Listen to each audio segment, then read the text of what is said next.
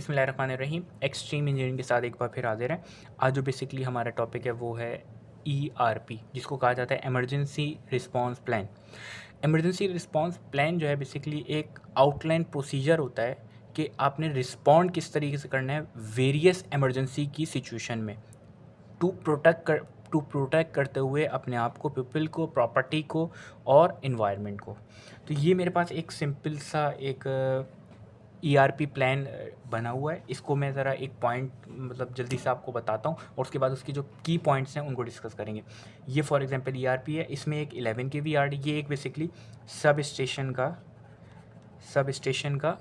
ERP है, ठीक है। अब ये एक 11 kV यार्ड है, ये सिक्योरिटी चेक पोस्ट है, यहाँ पे समझ लें गेट है, और ये एक असेंबली पॉइंट है। ये सारी चीज़ जो है मैं आपको बताऊंगा। ये 132 kV यार्ड है और इसी तरीके से एक कंट्रोल रूम है। अब यहाँ पे भी एक एग्ज़िट पॉइंट होगा और यहाँ पे भी एक एग्ज़िट पॉइंट होगा, इसी तरीके से यहाँ पे भी, यहाँ पे। अब इन केस कोई इमरजेंसी होती है तो आपने क्या करना होगा, असेंबली पॉइंट पे पहुंचना होगा। कहीं पे भी फायर होती है तो आपने उस जगह को लीव करते हुए इस असेंबली पॉइंट पे पहुंचना होता है। तो अब इसके कुछ की पॉइंट्स को हम डिस्कस कर लेते हैं, क्या होते हैं। सबसे पहला की पॉइंट होता है रिस्क असेसमेंट। अब ये रिस्क असेसमेंट बेसिकली है क्या? रिस्क असेसमेंट क्या होता है, वो आइडेंटिफाई करता है इमरजेंसीज़ को।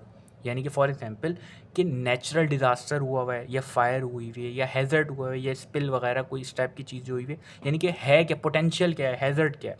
तो अब जब आपको पता चल गया फॉर एग्जांपल फायर है, तो अब उस फायर्स का क्या मतलब इम्पैक्ट पड़ रहा होगा, उस मतलब आपने किस तरीके से उसको असेस करना है, उसको देखना है फायर को, क्या आप बुझा पाएंगे, क्या बुझा नहीं पाएंगे, आपने बाहर निकलना है उसको, मतलब आपने उसके रिस्क को एनालाइज करना है, असेस करना है उस टाइम। तो ये बेसिकली आपका सबसे पहले ये हो गया रिस्क असेसमेंट, जिसमें आपके पास आ गई पोटेंशियल इमरजेंसीज, डिज़ास्टर भी हो सकता है, फायर भी हो सकती है, हैज़र्ड भी हो सकती है, कुछ भी हो सकती है। उसके बाद फिर आपने उसको असेस करना है कि क्या है, मैं इस हैज़र्ड को जो मेरे पास अभी है फायर का, उसको मैं असेस कर पाऊँगा या मतलब बुझा पाऊँगा या नहीं बुझा पाऊँगा, तो उसको आपने देखना होगा उसमें। दूसरा फिर हम की पॉइंट इसमें हम देखते हैं इमरजेंसी प्रोसीजर। अब इमरजेंसी प्रोसीजर में क्या होगा, इमरजेंसी प्रोसीजर में होगा जो स्पेसिफाई एक्शन आप लेंगे डिफरेंट टाइप्स ऑफ इमरजेंसीज में। जैसे मैंने अभी ऊपर बताया कि आप एवोकोट यानी कि एवोक्यूशन करेंगे, निकलेंगे, या फिर लॉकडाउन करेंगे। आप वहाँ पे ही होल्ड करेंगे किसी तरीके से कि आप फॉर एग्जांपल अब मैं अगर फायर की अगर बात करूं तो फायर में आप वहाँ पे लॉकडाउन नहीं करेंगे अपने आप को, आप क्या करेंगे, एवोक्यूशन करेंगे, आप बाहर निकलेंगे क्योंकि आग मज़ीद बढ़ती रहेगी अगर आप वहाँ पर। अब फॉर एग्जांपल अगर ज़लज़ला है तो आप बाहर फिर आगे पीछे भागेंगे नहीं, आप लॉकडाउन करेंगे, किसी भी बीम के आगे आप अपने आप को छुपा लेंगे ताकि इन केस अगर कोई मूवमेंट होती है या ज़लज़ला आ रहा होता है तो आप उसमें थोड़े से सेव हो सकें। तो जो भी इमरजेंसी होगी उस प्रोसीजर में, उसकी जो बेसिकली जो इंस्ट्रक्शन होगी वो डिफरेंट होगी, सिनेरियो जो होगा वो डिफरेंट होगा, एवोक्यूशन का अलहदा होगा और लॉकडाउन का अलहदा होगा। तीसरी बात आती है हमारे पास रोल्स एंड रिस्पॉन्सिबिलिटीज़। अब होता ही है कि जो भी जिस जगह भी, फॉर एग्जांपल अगर इसमें सब स्टेशन की बात कर लूँ तो यहाँ पे इसके मेन एंट्रेंस पे फायर वार्डन लिस्ट होती है, एक फायर वार्डन लिस्ट। अभी इसमें क्या होता है, इसमें जो भी शिफ्ट में बेसिकली बंदे होंगे उनमें एक जो होगा फायर वार्डन लिस्ट में फायर वार्डन कहलाएगा, वो फायर वार्डन होगा। फायर वार्डन से मुराद क्या, ये बेसिकली क्या करता है, इसको आप फायर वार्डन भी कह सकते हैं, फायर कमांडर भी कह सकते हैं, फायर एवोक्यूशन कोऑर्डिनेटर भी कह सकते हैं। ये बेसिकली इसके ऊपर इसको जो है एक रोल रिस्पॉन्सिबिलिटी दी जाती है कि अगर इन केस कोई इमरजेंसी होती है तो ये उस चीज़ को, उस पूरी टीम को, अगर टीम में जो भी बंदे हैं उसको लीड करेगा। इसकी ज़िम्मेदारी होगी कि ये जो है बंदों को बाहर सेफली असेंबली पॉइंट पर लेकर जाए और वहाँ पे पूरे जितना भी हेड काउंट है उसको कंप्लीट करे। हेड काउंट मैं बता देता हूँ क्या होता है। हेड काउंट ये होता है कि फॉर एग्जांपल बहुत सारी डिफरेंट टीम्स काम कर रही हैं। एक फॉर एग्जांपल ए टीम है जिसके 4 बंदे हैं, एक बी टीम है जिसके 6 बंदे हैं और एक सी टीम है जिसके 2 बंदे हैं। तो अब 4 और 2 6 और 2 6 4 10 और 2 12। अब टोटल उस बंदे को पता है, यानी कि जो फायर वार्डन है, क्योंकि इसकी एंट्री के बगैर नहीं हो सकता। अब उसको पता है कि 12 बंदे टोटल काम कर रहे हैं, तो ये क्या करेगा, इस असेंबली पॉइंट पे टोटल 12 बंदों को जमा करेगा। ये फायर वार्डन की रिस्पॉन्सिबिलिटी होती है। तो ये बेसिकली इसका काम होता है।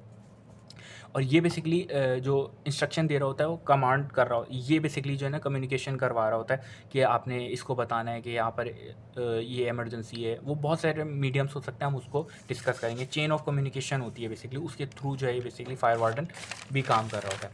अब अगर हम कम्युनिकेशन नंबर 4 पॉइंट पे बात करें तो वो है basically communication plan.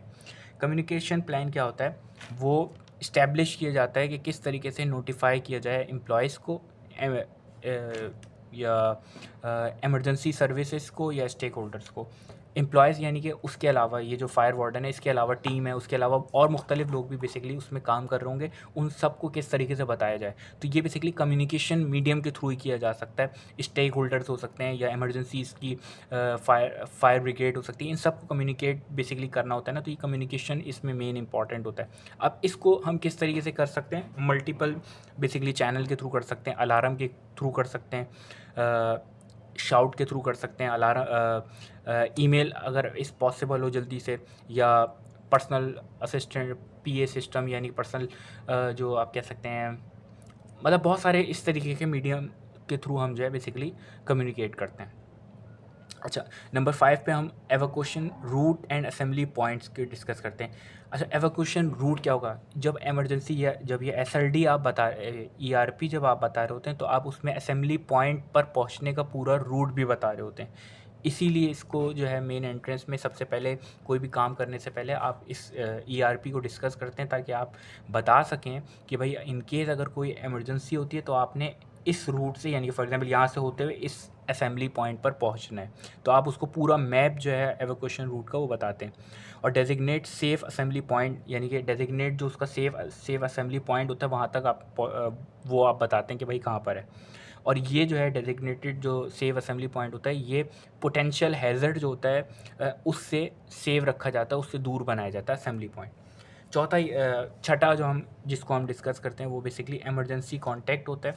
Emergency contact में क्या आ सकता है, list of contact information for internal team के भी हो सकते हैं मेंबर्स, और एक्सटर्नल टीम मेंबर्स भी हो सकते हैं, including detail for medical facilities, fire department और लोकल अथॉरिटीज़ को। जो बेसिकली इमरजेंसी कॉन्टैक्ट होते हैं वो आपके मोबाइल में सेव होने चाहिए और वो लिखे हुए भी होने चाहिए मेन जो आपके कंट्रोल रूम होता है उसके अंदर। उसके बाद ये एक इस ईआरपी के अलहदा बेसिकली होती है, जिसको हम ट्रेनिंग और ड्रिल्स कहा जाता है। ये वक्त के साथ साथ हर 3 महीने क्वार्टरली भी हो सकती है और ईयरली भी बेसिकली फायर ड्रिल्स और ट्रेनिंग होती है। इसमें क्या किया जाता है, एक फ़र्ज़ी तौर पे जो है फायर ड्रिल की जाती है और उसमें टाइम नोट किया जाता है कि कितना टाइम बेसिकली लगा एवैक्यूएशन करने में, इन केस जब फायर अलार्म जनरेट हुआ। मतलब हम टेम्प्रेरी फायर अलार्म बजाते हैं और देखते हैं कि भाई टीम जो है कितने सेकंड्स में सारी जगह से खाली होकर इस असेंबली पॉइंट पे पहुंची। तो ये बेसिकली वक्त के साथ साथ जो है बेसिकली की जाती है, हर 3 महीने 6 महीने मुख्तलिफ बेसिकली इसका ड्यूरेशन होता है। अच्छा, 8वीं चीज़ जो इसमें देखी जाती है वो बेसिकली रिसोर्सेस की एलोकेशन की जाती है, यानी कि जो इंश्योर किया जाती है कि अवेलेबिलिटीज़ हैं इमरजेंसी सप्लायर्स की, जैसे फ़र्स्ट एड बॉक्स हो गया या फायर एक्सटिंग्विशर हो गए, और प्लान फॉर एडिशनल अगर रिसोर्सेज की रिक्वायरमेंट है, जनरेटर, फूड सप्लायर, ये अवेलेबल हैं या नहीं है, ये सारी चीज़ जो है बेसिकली भी इसमें नोट की जाती है रिसोर्सेज एलोकेशन के उस पॉइंट में। नंबर 9 पॉइंट जो होता है वो plan review and updates, basically regularly review किया जाता है ईआरपी को, इन केस कोई उसमें अगर अपडेट करनी होती है, टाइम चेंज करना होता है, ड्यूरेशन उसमें कोई एक्स्ट्रा ऐड हुई होती है चीज़, या कोई पर्सनल एक्टिविटी या प्रोसेस या रिस्क असेसमेंट ऐड हुआ होता है, तो वो भी इसमें बेसिकली ऐड किया जाता है वक्त के साथ साथ। जैसे ही इसमें रिव्यू मतलब चेंजिंग आती है तो उसको रिव्यू करके दोबारा अपडेट किया जाता है। तो ये बेसिकली एक हमारा ईआरपी इमरजेंसी रिस्पांस प्लान होता है। इसके अंदर जितने पॉइंट्स थे कोशिश की है कि सारे बेसिकली कवर करने की, मगर इसके अलावा भी बहुत सारे होंगे, उनको छोड़ दिया है, मगर मैक्सिमम करने की पूरी कोशिश की गई है। तो उम्मीद है थोड़ी सी मतलब मैं अपने हिस्से की शमع जलाने में कामयाब रहा हूँगा, और इसमें अगर कोई गलती हो, कोताही हो तो मैं उसके लिए माज़रत हूँ। और कमेंट्स में आप मुझे लिख सकते हैं अगर कोई इस चीज़ में ऐड करना हो, या कोई ऐसी चीज़ जो मैंने शायद गलत बता दी हो, तो मैं खुले दिल से उसको एक्सेप्ट करूँगा और उसको नेक्स्ट इंशाल्लाह अगर मैं वीडियो बनाऊँगा तो उसमें मैं उसको अपडेट कर दूँगा। Thank you.